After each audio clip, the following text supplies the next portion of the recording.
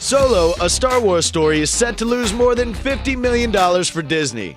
The Ron Howard-directed movie premiered at the Cannes Film Festival last month, but it has failed to capture the imagination of Star Wars fans, with its global box office takings expected to peak around $400 million. In a note to investors, Wall Street analyst Barton Crockett explained, "This marks a tough return to movie reality for a Disney that had in recent years enjoyed a can't-miss mystique." The standalone Han Solo film was handed an initial budget of around $250 million, as well as a sizable investment on the marketing front.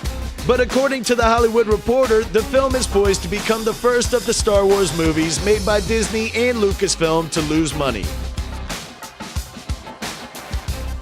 We're betting you loved that video. Wasn't it great? Well, like and subscribe to get even more.